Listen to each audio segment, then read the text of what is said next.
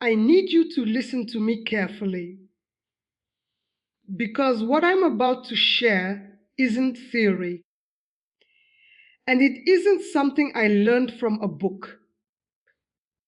I lived this from the inside. I spent years as a committed Satanist, deeply trained in occult systems, rituals, and spiritual surveillance. I knew how doors were opened in the spirit realm, how permissions were granted, and how assignments were enforced. And today, I'm exposing one of the most common, overlooked portals that believers unknowingly open every single day: fear and doubt. I wasn't always on this side. There was a time when my job was to exploit weakness. We didn't wait for people to sin in obvious ways. We watched for emotional cracks. Fear wasn't just an emotion to us, it was legal access. Doubt wasn't just uncertainty, it was consent. When someone feared the future, doubted God's promises, or questioned their identity, we marked them. Not because they were bad people, but because they were unguarded. I remember watching Christians pray with their mouths while canceling their prayers with their thoughts. They would say, God can do it, and then whisper internally, but he probably won't for me. That internal contradiction opened a portal. And once that door was open, we didn't need permission again. Fear sustained the opening. Doubt reinforced it. If you've ever wondered why peace disappears suddenly, why progress stalls right after breakthrough, or why anxiety hits hardest right after prayer, I need you to understand something: portals don't announce themselves, they activate quietly. And most believers don't even realize they've opened one. I'm not here to scare you, I'm here to wake you up. Because once you understand how these doors operate, you can shut them permanently. In the occult world, fear is currency. It feeds systems. It powers assignments. But more importantly, it authorizes entry. Spirits cannot just invade a believer's life at will. There must be agreement. Fear is agreement in emotional form. I remember rituals where no candles were lit and no chants was spoken. All we needed was sustained fear in a household. A parent constantly worrying about money. A mother fearing for her children. A man doubting his future. Those emotions created an atmosphere. An atmosphere determines access. Fear speaks in statements like, "What if it doesn't work out?" Or, "I've seen this happen before." It sounds reasonable. It even sounds protective. But spiritually, fear is a confession that God might fail.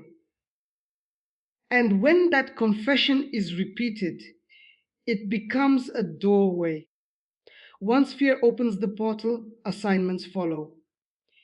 Confusion enters first, then weariness, then delay.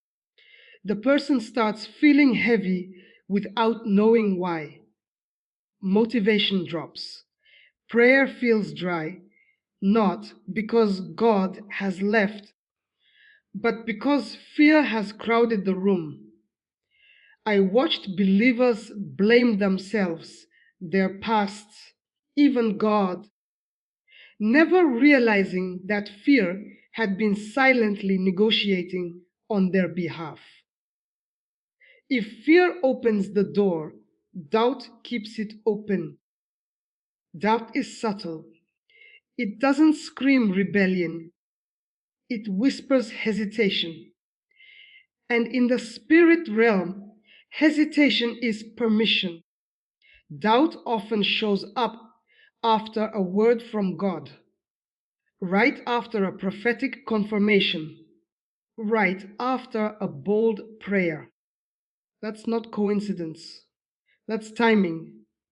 In the occult, we were trained to wait for doubt to surface because doubt weakens spiritual authority. A believer who doubts still prays, but their prayer lacks enforcement. It goes out without backing. Doubt says, I believe, but, and that but is everything. It creates a split signal. Heaven responds to faith, but the spirit realm enforces consistency. When doubt is present, authority fractures. I saw people fast, pray, and worship, yet remain stuck because internally they questioned whether God would actually come through. That question wasn't neutral, it was structural damage. Most believers are taught to watch their actions. Very few are taught to guard their inner dialogue. But portals don't just open through behavior, they open through belief patterns. A repeated thought becomes a belief. A repeated belief becomes an atmosphere. An atmosphere becomes infrastructure. Fear and doubt don't need dramatic moments. They only need repetition. A daily habit of negative expectation, a routine of second guessing God. Over time, that builds a doorway strong enough to support ongoing oppression. This is why some people feel like they're always under attack. It's not that the enemy is strong, it's that the door is familiar. This is something I need you to understand clearly. When a believer prays in faith, the enemy loses ground. But when that prayer is followed by doubt, the counterattack is authorized. I witnessed assignments activated not during prayer, but after prayer, when believers checked their circumstances instead of trusting God's word. Fear after prayer reopens what faith temporarily closed. Doubt after worship reactivates what praise displaced. That's why anxiety often hits hardest right after spiritual moments. It's not random, it's strategic. The good news is this: what you opened unconsciously, you can close intentionally. Portals respond to authority, not emotion. Closing the door starts with alignment. Your words, thoughts, and expectations must agree with God's truth. Not perfectly, but consistently. You don't fight fear by denying it. You fight fear by replacing it. You don't argue with doubt. You starve it by feeding faith. Declare what God said, even when your emotions disagree. Authority isn't about how you feel, it's about what you enforce. When fear and doubt lose access, peace returns. Not because life becomes perfect, but because the atmosphere shifts. I know this because I've seen it from both sides. I've watched doors open, and now I've watched them close. If you've been feeling heavy, delayed, or spiritually drained, don't condemn yourself.